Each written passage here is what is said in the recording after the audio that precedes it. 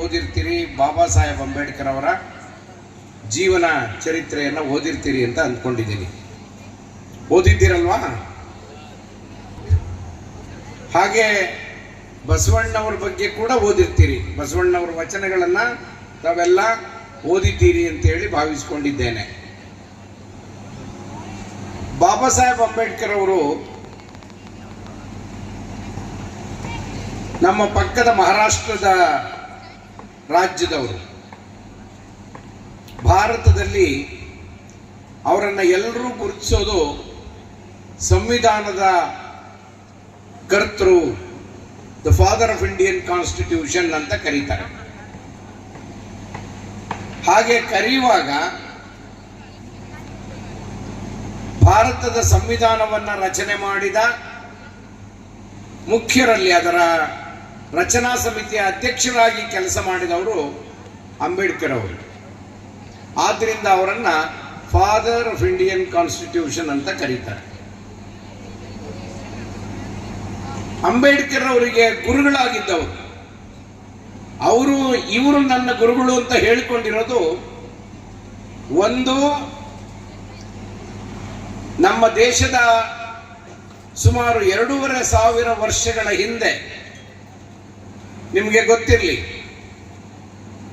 ಇಲ್ಲಿದ್ದ ಧರ್ಮವನ್ನ ತ್ಯಜಿಸಿ ಹೊಸ ಧರ್ಮವನ್ನ ಹುಟ್ಟು ಹಾಕಿದವರು ಭಗವಾನ್ ಬುದ್ಧ ಅವರು. ಬುದ್ಧ ಬಂದ ಮೇಲೆ ಅದು ಬೌದ್ಧ ಧರ್ಮ ಉದಯ ಭಾರತದಲ್ಲಿ ಆಯಿತು.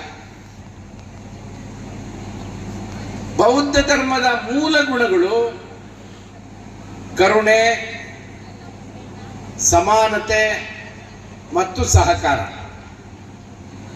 ಕರುಣೆ ಇಲ್ಲದೆ ಧರ್ಮ ಇಲ್ಲ ಅಂತ ಅನ್ನೋದು ಬುದ್ಧನ ತತ್ವ. ಹಾಗೆ 12ನೇ ಶತಮಾನದಲ್ಲಿ ಸುಮಾರು 900 ವರ್ಷಗಳ ನಂತರ, 900 ವರ್ಷಗಳ ಹಿಂದೆ, ಇವತ್ತಿನಿಂದ ನಮ್ಮದೇ ನಾಡಿನಲ್ಲಿ, ಕರ್ನಾಟಕದ ಕನ್ನಡ ನಾಡಿನಲ್ಲಿ, ಇಡೀ ಪ್ರಪಂಚಕ್ಕೆ ಪ್ರಜಾಪ್ರಭುತ್ವ ಅನ್ನುವ ಕಲ್ಪನೆ ಇಲ್ಲದಿದ್ದ ಕಾಲದಲ್ಲಿ, ನಿಮಗೆಲ್ಲ ಗೊತ್ತಿರಲಿ, ಭಾರತದಲ್ಲಿ ಪ್ರಜಾಪ್ರಭುತ್ವ ಬಂದು ಎಷ್ಟು ವರ್ಷಗಳಾಯಿತು? ಎಷ್ಟು ವರ್ಷ ಆಯಿತು? ಯಾರಿಗಾದ್ರೂ ಗೊತ್ತಿದೆಯಾ? ಗೊತ್ತಿಲ್ಲ. ಸ್ವಾತಂತ್ರ್ಯ ಬಂದ ಮೇಲೆ ಭಾರತದಲ್ಲಿ ಪ್ರಜಾಪ್ರಭುತ್ವದ ಕಲ್ಪನೆ ಬಂದದ್ದು. ಅದಕ್ಕೆ ಮೊದಲು ಭಾರತವನ್ನ 565 ಜನ ಸಾಮಂತರು ಆಳ್ತಾ ಇದ್ರು.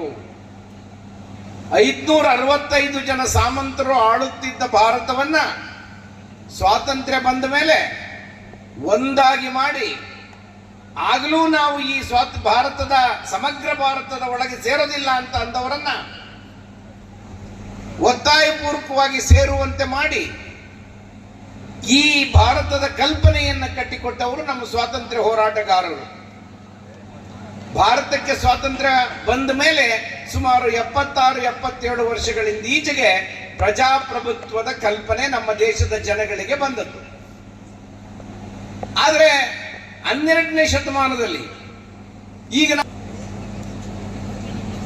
ಯಾರಿಗೂ ಏನು ಗೊತ್ತೇ ಇಲ್ವಲ್ಲ.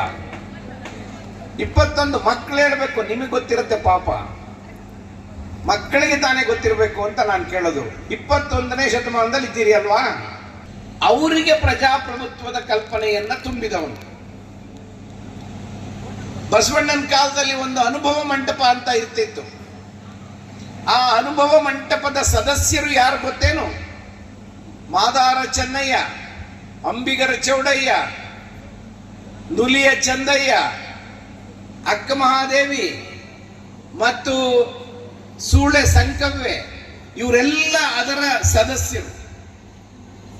ಅಲ್ಲಮಪ್ರಭು, ಇಂಥ ಅನೇಕರು. ಇವರೆಲ್ಲ ತಳ ಸಮುದಾಯಗಳಿಗೆ ಸೇರಿದವರು. ಸಮಾಜದ ತಳ ಸಮುದಾಯಕ್ಕೆ ಸೇರಿ ಬಸವಣ್ಣನವರ ಅನುಭವ ಮಂಟಪದಲ್ಲಿ ಜಾಗವನ್ನು ಪಡೆದಿದ್ರು ಅನ್ನೋದು ಬಹಳ ಮುಖ್ಯವಾದ ಸಂಗತಿ. ಇವರನ್ನ ಅಂಬೇಡ್ಕರ್ ಅವರು ನಮ್ಮ ಗುರುಗಳು ಅಂತ ಭಾವಿಸಿಕೊಂಡಿದ್ರು. ಯಾರನ್ನ? ಭಗವಾನ್ ಬುದ್ಧನನ್ನ, ಆನಂತರ ಬಂದಂತ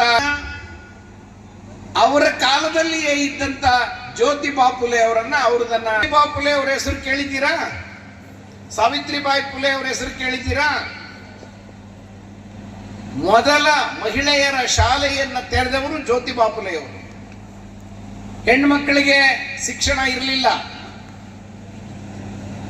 ಇವತ್ತು ಯಾರಾದರೂ ನಮ್ಮ ಭಾರತ ಭವ್ಯ ಭಾರತವಾಗಿತ್ತು, ಪವಿತ್ರ ಭಾರತವಾಗಿತ್ತು ಅಂತ ಎಲ್ಲ ಭಾಷಣ ಮಾಡಿದ್ರೆ ಅವ್ರಿಗೆ ನೀವು ಕೇಳಬೇಕಾಗಿರೋ ಪ್ರಶ್ನೆ ಏನು ಅಂದ್ರೆ, ಇಲ್ಲಿ ಎಲ್ಲರಿಗೂ ಶಿಕ್ಷಣ ಸಿಗುತ್ತಿದ್ದೆ ಅಂತ ಕೇಳಬೇಕು.